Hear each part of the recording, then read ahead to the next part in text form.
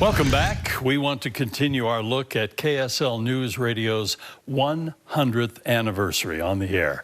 And our next guest, she worked tirelessly on the documentary called KSL Radio 100 Years. And I want to welcome my colleague here at KSL Television primarily, but radio and everything else. Candace does it all. Candace Madsen, thank you. Now, this is a little bit turned around because the very first time that I filled in on Sunday Edition was at your behest when you were producing this show. Yes, so it's fun to come back. It's come full circle. It has come full circle. Thanks for having me.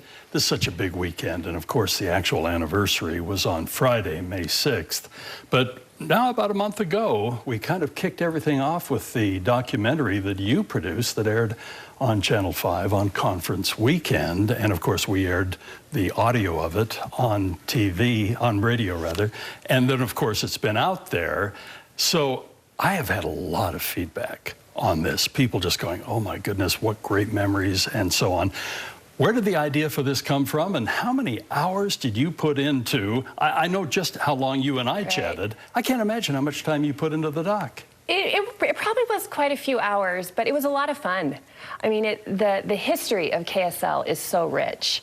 And luckily, I was able to build on some previous specials that I think, you know, even one that you did for the 40th anniversary. But it was a lot of like digging around in old pictures and archives and kind of going around the building and looking for, you know, old microphones. And then, of course, I got to interview so many wonderful colleagues and look at old, you know, interviews and tape. And so it was really so much fun. There are so many milestones. And as you mentioned, there was kind of a pamphlet that came out for the 40th. I was not there for that one. I'd be over 100, I think, but not quite. But then there was the 60th is the one I worked on. Yeah, no, I mean they check my date around here by, you know, carbon dating me, but there are some real good things out there that give us some milestones and guidelines. But you and I chatted about this during the celebration, during the creation of the documentary. Sadly, back in those days, it was such a new thing, and everything was kind of so sketchy, honestly, that very few things were recorded. Right, yeah, the archives didn't exist like we kind of hoped they did. But luckily, there were a lot of great pictures. And then anecdotally, you know, just being able to interview, you know, you and Maria and Grant, you know, you just had so many fun stories. So that's probably what I enjoyed the most. It is a great, great radio station. You and I talked about this. To think, first and foremost, of a radio station being 100 years old. There are very few around the country. But I think KSL is exceptionally unique in that it's in the same market. It has fundamentally the same ownership, which is unheard of in our business. And it carries with it today the same mission, to serve the community. Right, and that was kind of the common theme, you know, when I talked to everyone, they were just so proud of the brand, and they just knew what the brand meant, and it's all about service to the community. And, you know, people outside of Utah really admire KSL. In the broadcast industry, there's a legacy and a lot of admiration for what the company stands for. And like you said, I mean, it was one of the premier stations with that 55 watt, you know, then it became 50,000 watt signal. I mean, you could hear it from, you know, Arizona to Canada.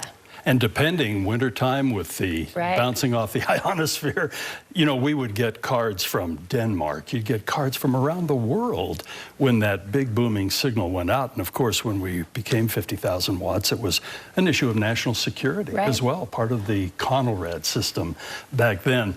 As you looked at some of the stories, and you hit on one that I was not aware of. I kind of like to think I know a little bit about the station, having been here for 44 years.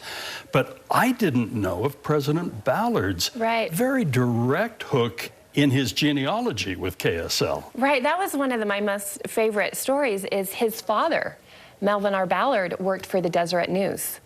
And he was real into Morse code and into scouting, and when radio was, you know, had recently been invented, he saw that as a way, you know, to carry news and carry voices.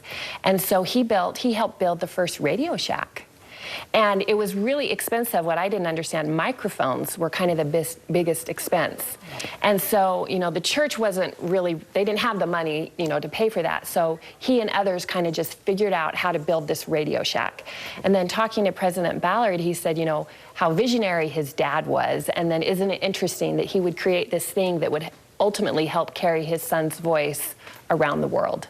It is remarkable, and the equipment back then was so delicate. Right. And, you know, when I got my first FCC license back in 1968, you know, boy, you had to take meter readings every half hour because the equipment, it was all tubes and it would float a little bit. You had to make sure you were right on frequency. And the people that put together KSL, it was with spit and baling wire back then. It was a big deal. And newspapers around the country were kind of the pioneers. Here it was the Deseret News. Right. Yeah, that was kind of a common theme, is that newspapers owned radio stations. But, you know, you talk about the equipment, and we talked about the microphone.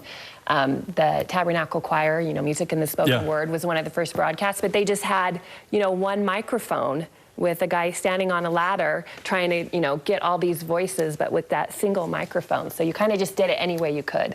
I did a little personal research on this because I was curious which program has been on KSL the longest. Obviously the Tabernacle Choir, but which program with the same host?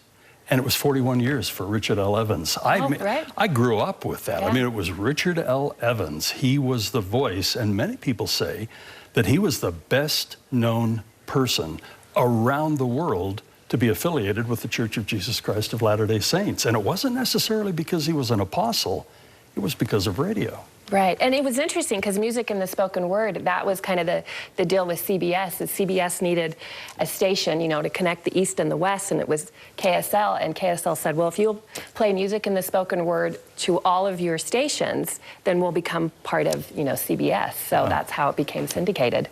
Thank you, Candace. And thanks to all of you for joining us for this episode of